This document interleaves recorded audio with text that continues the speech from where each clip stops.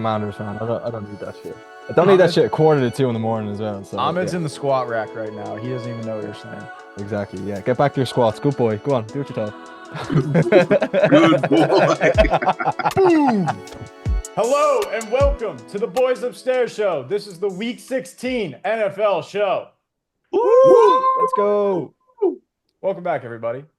We've got some special guests here that aren't, every week type guests. We've got Scott McCabe over in Dublin, Ireland. We've got Ahmed Khan in the squat rack right now in the DC area. Shout out to you guys. We're going to jump right in here.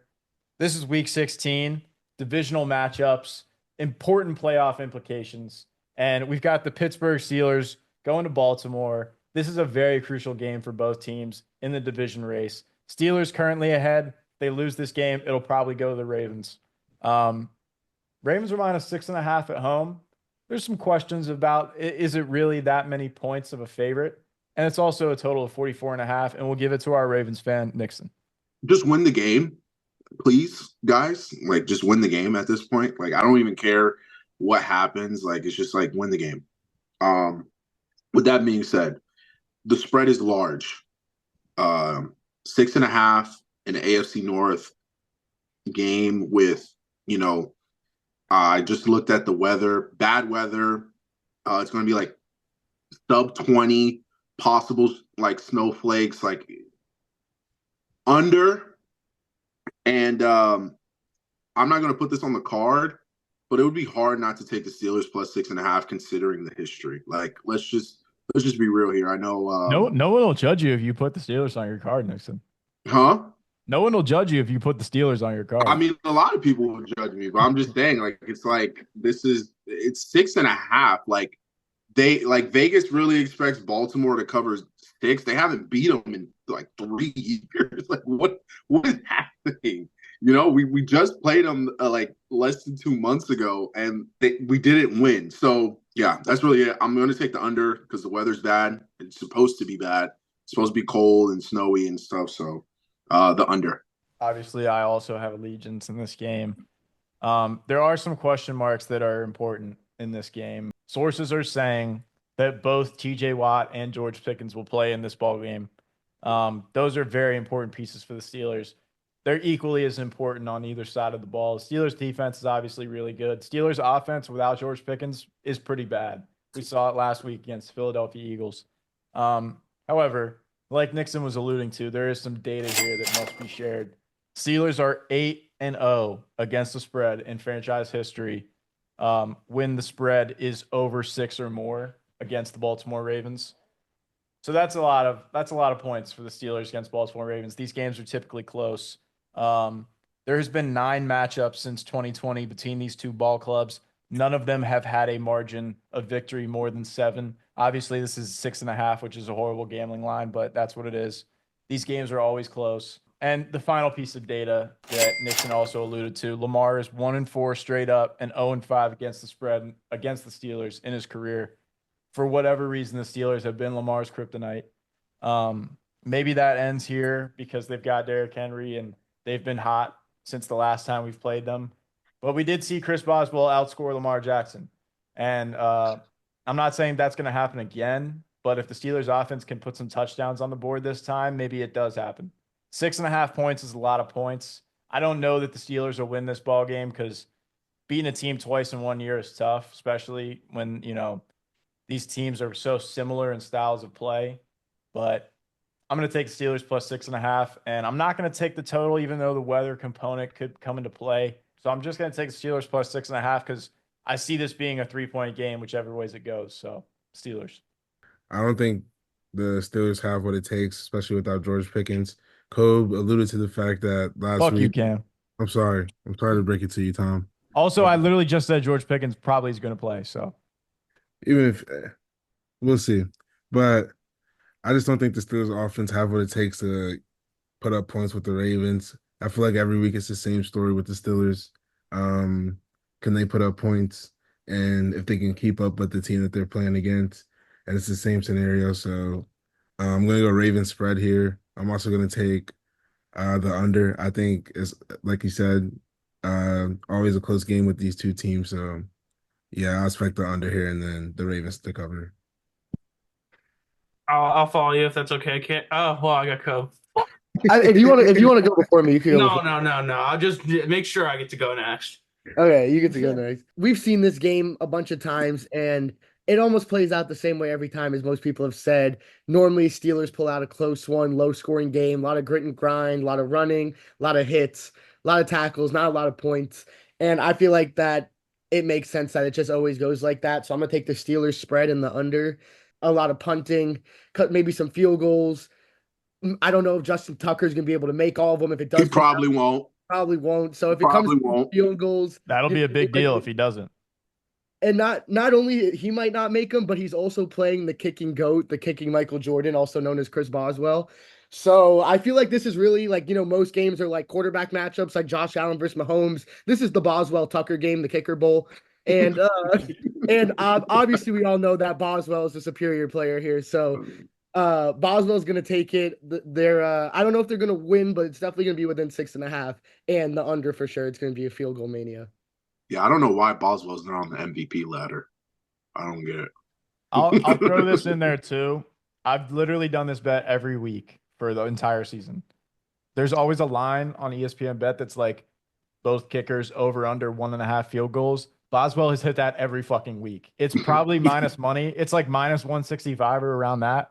Every week it hits. It's a hammer. We got to give it to the listeners. I mean, So yeah, like you could do that straight. Put $5,000 on it. It'll hit. So I'll follow up, and this is a fun one because in my years on the show, it's rare where I get to pull out me living in the great state of Maryland as a flex, and I will here and drop a little knowledge. Nixon, I'm not going to say you were wrong that the weather won't be amazing. It's a high of 35, so and there's not much chance of snow on the forecast. At least where I am, about 45 minutes from Baltimore, so I don't think it's much different up there. You might see a flurry or two throughout the day. Gusty winds are possible though.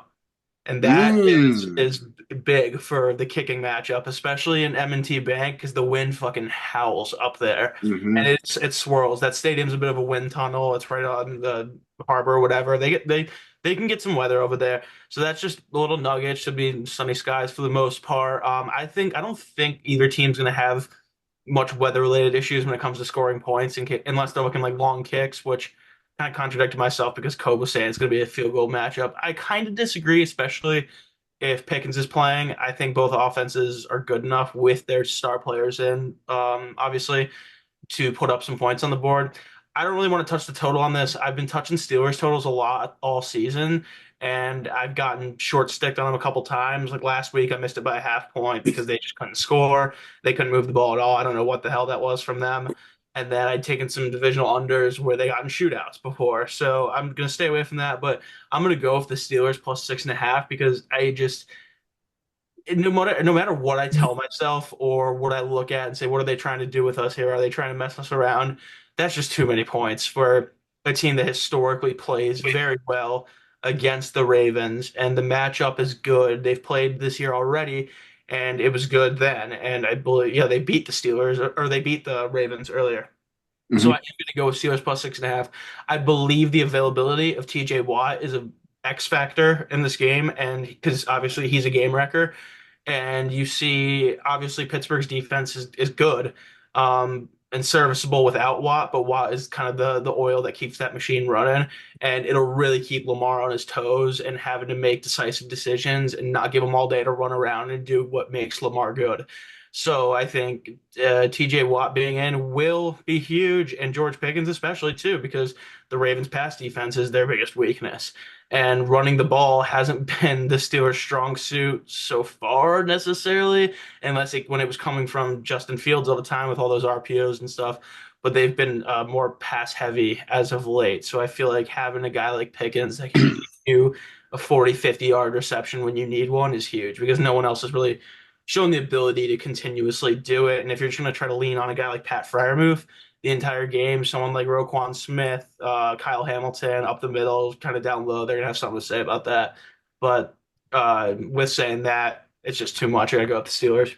trail you there, and I want to shout out Cole because calling this the kicker bowl is just quality. Like that's brilliant. What a great way to summarize this game.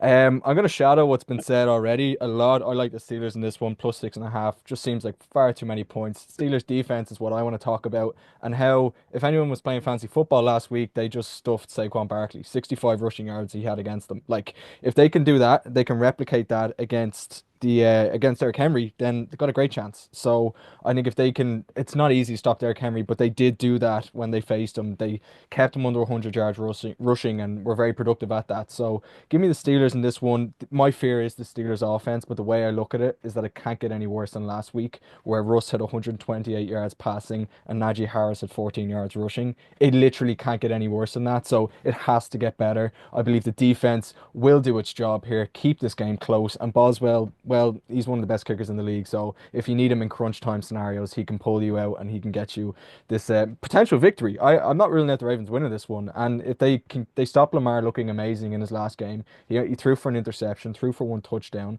Ravens had 3 turnovers the last time these two sides faced. So if the Ravens start turning the ball over, Nixon, it could spell bad news for you guys because I think the Steelers defense is primed and ready to go. TJ Scott, Watt's in there, it's going to impact it, but I like the Steelers, man. yeah, Scott, I have low expectations, brother. So Mhm. like, no offense. Like, the past 3 years have been just torture in this matchup. It's ridiculous. Yeah. It's not. It's been bleak, right? So Yeah. if the Ravens follow their formula from what they already had when they defeated if the Steelers follow their previous formula when they took down the Ravens, I think it was week 11. I think they can actually go ahead and win this one. So I'm very comfortable with that total plus 6.5. Don't really like the happy with that spread. Don't really like the total in this one. Both offenses are. I don't know. I don't like it, especially with this weather and the wind that I'm hearing. That could sway a few things. So I'm just gonna stay clear of that. But give me the Steelers. Give me the Steelers. Give me the Steelers plus 6.5. It's too many fucking points. You said TJ Watt is playing as well. He's expected to play. Yeah, he was If he's limited in expect- practice. Limited in practice today. Okay. If he's expected to play, Pickens is back in. I mean, even though the Ravens are a better team than when the Steelers played them, I just think, I mean, if they could slow down the run, that's all the Ravens are. I think the Steelers defense can hold up with the Ravens, and I do agree with everybody's take that it's going to be a fucking a kicking game. What's the over under right now? 44.5. 44.5. Way too many points. Give me the under. I just don't. I really don't see how either team is going to. I mean, I think the Steelers put up 21, Ravens put up 14. That's probably what's going to end up happening, or it's going to be a kicking game. Steelers are a different team than they were.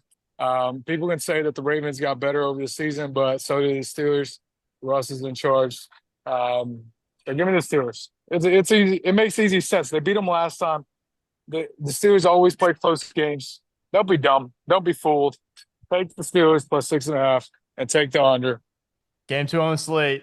Also a very important divisional matchup. NFC East.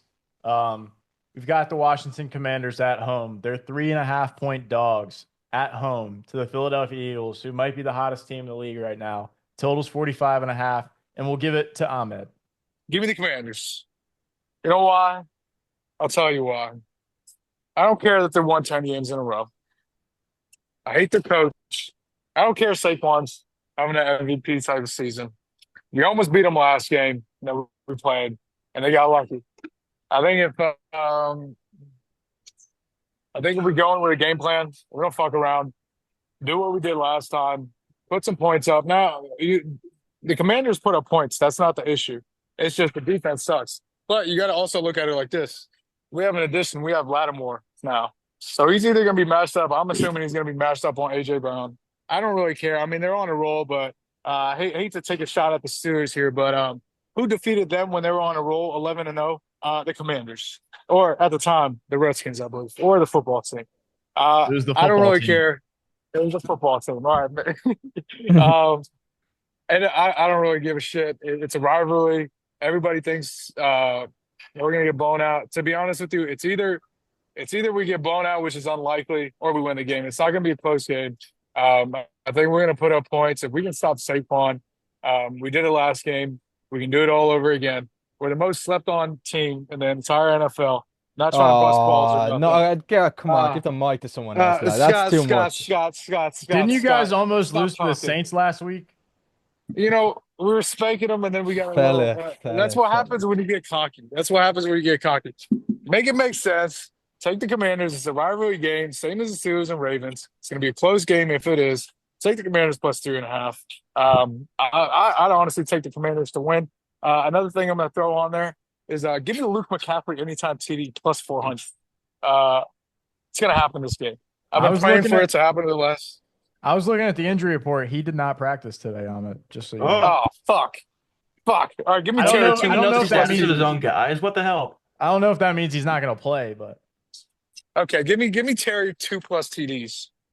Throw that in my card. wow. I mean, Oh. your record can't get any worse this year. So It really can. I mean, I was all right. Anybody watching the show? I was out for 4 weeks going through an absolute gauntlet of academics, but we made it out. That's why I'm on the show now. But make it make sense to yourself. Take the Commanders. We're gonna win this game. Take the 3 points. They're free. Go Commanders, baby. All right. Can I trail that? Like, I don't know. Go ahead, Scott. Yo, Go ahead, Scott. Go ahead, I don't Scott. want Scott fucking coming right after me. Go bro. ahead, He's gonna come Scott. after Go my ahead, throat. Scott. all right, Yeah, all right, Scott. all right.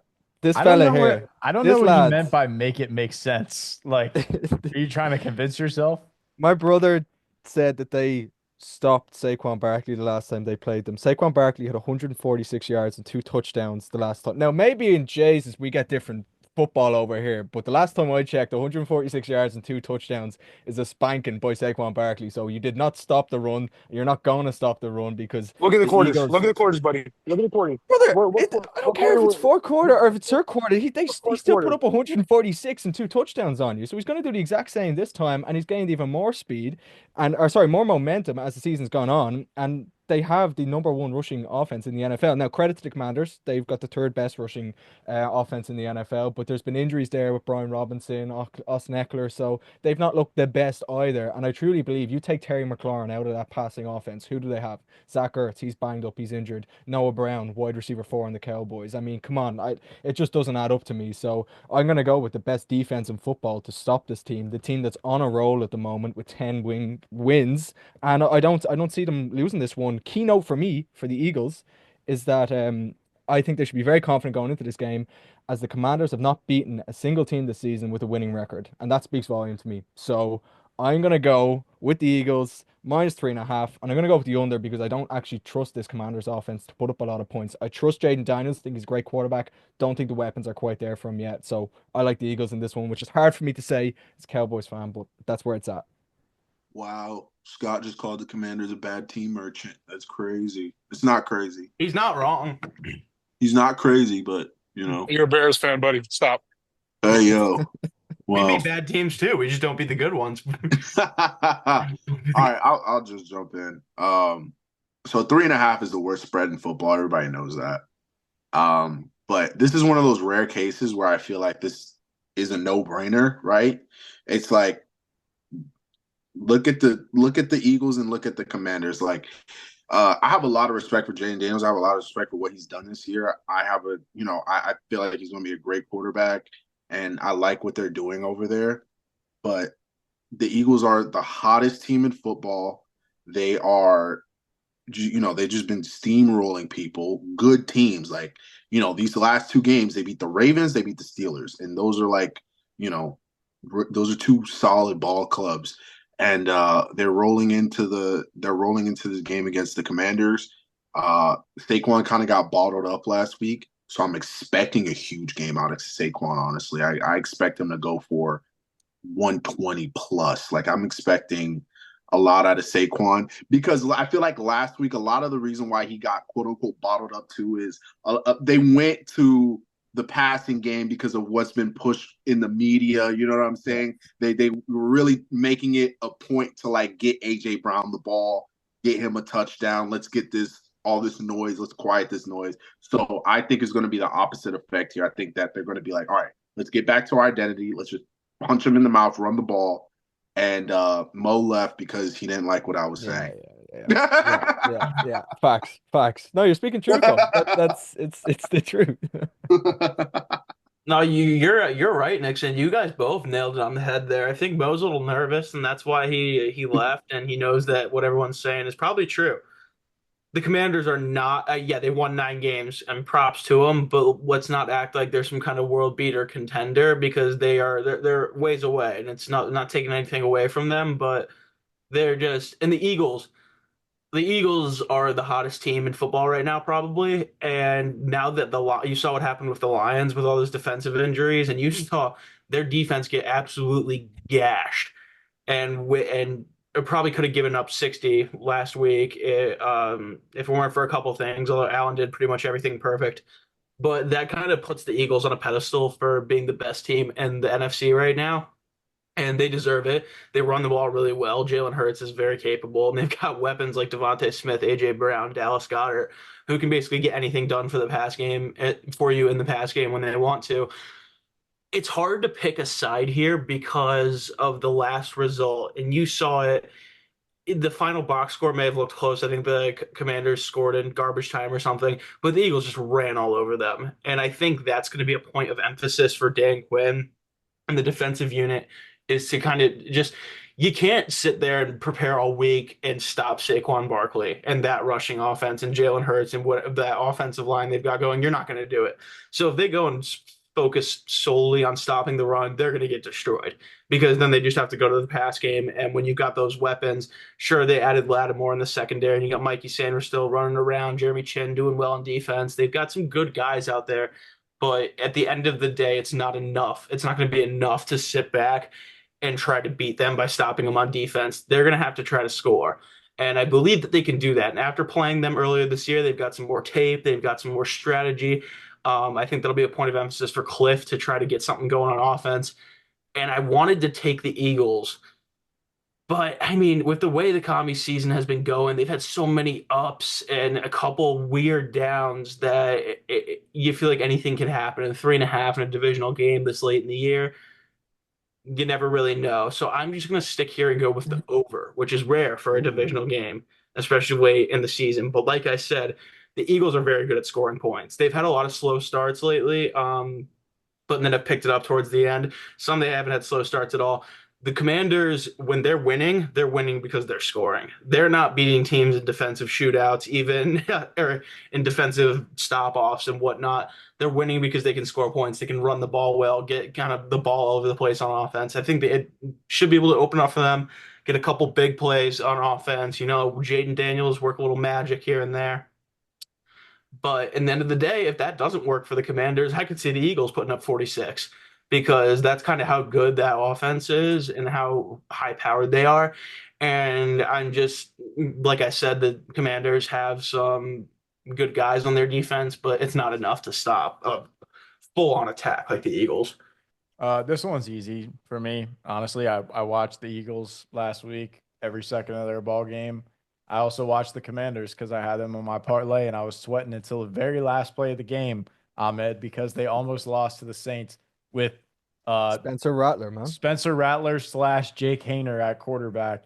And I just don't think that this game is going to be close. I think that the fact that this game is only 3.5 and the Steelers game is 6.5, those should be flip-flopped.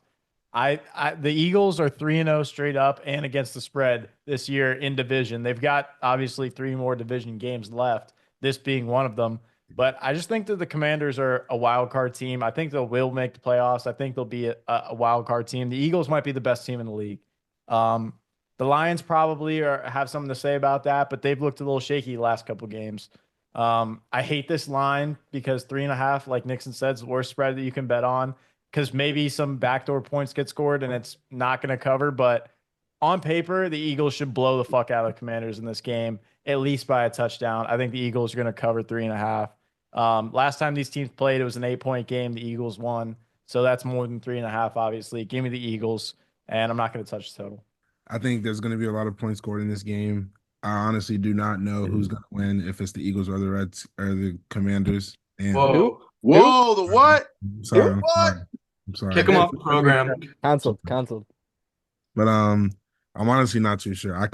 I see a lot of points being scored, and with a lot of points comes just mysterious. Like you don't really know what the score is going to be. You don't really know what way the game is going to go. It can kind of sway up and down for whoever. So the Commanders do have a chance to win this game as long as points are going to be able to be scored. They have a chance to win the game because both defenses are just they're going to give up points. So with that being said, I will say the under or the over is going to hit, and then with the spread being 3.5, I don't want to take it for the Commanders. I do think if it was like 6 or 7.5, I would take the Commanders, but there's going to be a lot of points being scored. So I could see the Eagles winning by like 7 or 8, 14 points. So Eagles spread. And then here's Kobe. So this game, I feel like these teams obviously in the same division play each other twice a year. That the Commanders know that they're definitely down a man here. They're obviously not what the Eagles are, but you see this team so much, you play this team so much that I feel like they know how they can keep it close. Make them get out in front, make Jalen Hurts pass it. I know he had a great passing week last week, but if Jalen Hurts beats you from moving the ball down the field, then you might have to live with that. So I feel like if they know they can get up early, maybe chew some clock and do their best to force them to throw it. I feel like they have a game plan going in. I also feel like the Eagles might try to throw it a lot. I know they threw it a lot last week, but last time Saquon ran all over them, like a lot of people said.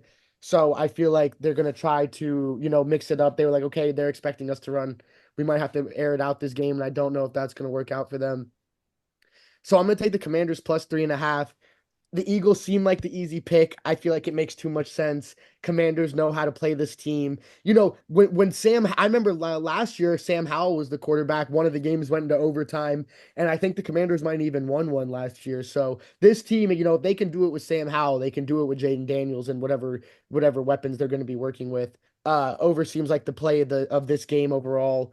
The Eagles obviously they put up a lot of points running the ball, throwing the ball, always one of the most talented offenses on paper. And the Commanders, I feel like to be in this game, they're going to have to put up points, and I feel like they know how to attack Philadelphia's weaknesses. Like I said, they see this team so often. So I feel like both teams are going to be scoring. We saw it last time. There was no points scored in the beginning of the game, and all of a sudden, Saquon takes 2 runs to the house. They drive down, throw into Ertz. All of a sudden, 21 points were scored within a quarter after there was like 20 points scored in the first 3 quarters. So points can come at any moment between these two teams, and I feel like they're definitely going to be coming in this game. So the over and the Commanders plus 3.5. All right, it's time for the best part of the show. It's time for the locks of the week, and we'll give it to Scott. Anyone that's noticed what jumper I'm wearing is a little hint as to what I'm going for this week. I'm Hey, going with the yo. going with the Atlanta Falcons, man. That's a team I've not said all year, and I love them against the Penis. Giants. Loved them. Penis. It's time. It's time. It's Michael Penix time, guys. Honestly, and we got to get ready for it. -7.5 is the spread for the Falcons. I like it. I think that Penix is going to go out there. He's got a lot to prove. He's going to want to rack up the points, and eventually, maybe this is just the time that we finally see Kyle Pitts unlocked. I'm just saying, or Drake London. Yes, Drake London had a touchdown at the weekend there, but can we get this passing game going? I mean, with Kirk Cousins, it was 9 interceptions in 5 games. Horrific. So the passing game has to improve. Let's not forget the Giants are the second worst rushing defense in the NFL. So Bijan Robinson is going to run right over them. Tim Boyle, a quarterback for the Giants. Tommy DeVito, maybe Sam Massaro. I don't know. Someone's going to get the call up, guys. It's going to happen. So this is what I'm saying. Someone's going to get the call up for them. It's an absolute shambles how we call it over here. So I love the Falcons in this. They're 7-7. They still have a bit to play for, and they've want to see what they've got with Michael Penix. He wants to prove that he's a first round draft pick. Let's see what happens. But I love the Falcons, so yeah, give me them -7.5. Very confident with that lock. I could see this being a Tommy Cutlett's legacy game. I'm not going to lie.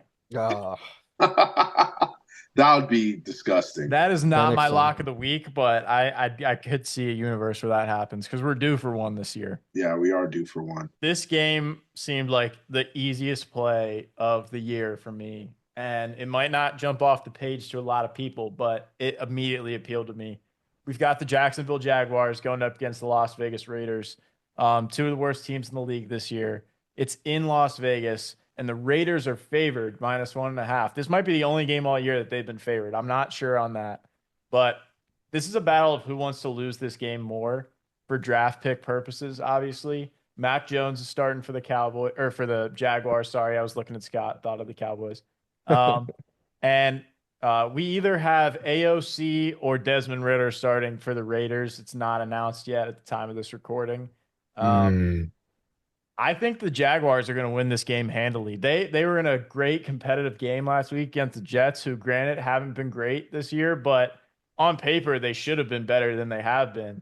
And the Jaguars are a good ball club. Like I don't think that they're like as bad as the Raiders. I don't think they're in that category. They are starting a backup quarterback in Mac Jones, but I like Mac Jones more than AOC and Desmond Ritter combined.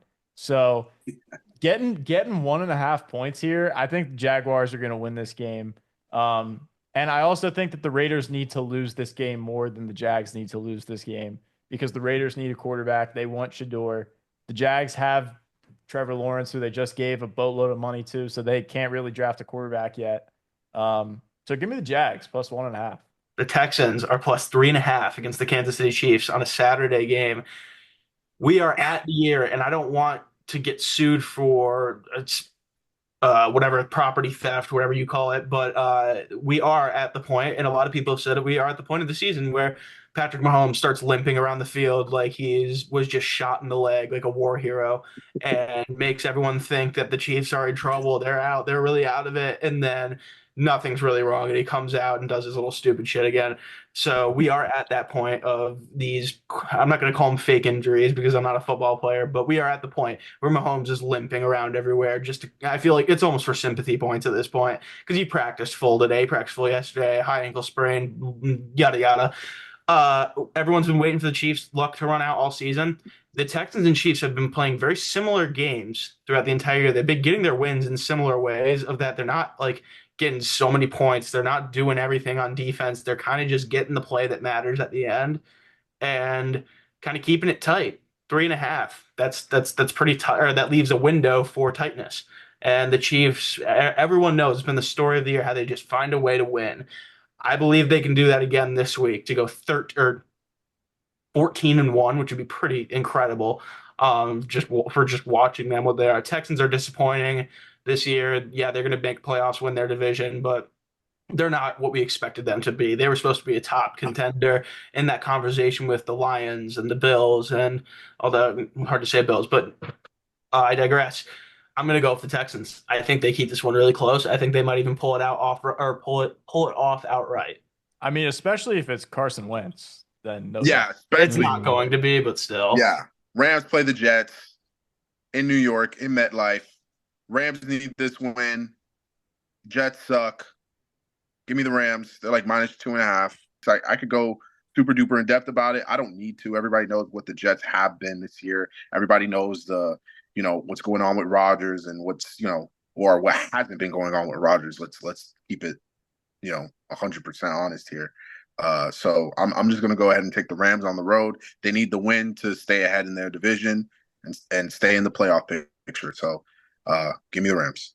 I'm going with the Rams as well. The Rams, they need to win. They need to win now. They want to make it to the playoffs. They need to win now. So they've been doing it recently. They've been getting the job done, and I think it's Vegas. The Rams want to make it to the playoffs. They're going to win this game. So yeah, lock of the week, Rams spread. The Vikings -3 over the Seahawks. I picked the Seahawks last week as part of my over for my lock. It didn't hit. We've taken the Seahawks like 2 or 3 times, and the information that I've gathered throughout that is that they are ass and that they are bad at the sport of football. So every single time I'm like, okay, DK, JSN, Tyler Lockett, like K9, even though he hasn't been playing the last couple of weeks, like their offense is good. Charbonnet's pretty good too. Charbonnet, they're all good players, but guess what they are terrible at as a unit? Being good.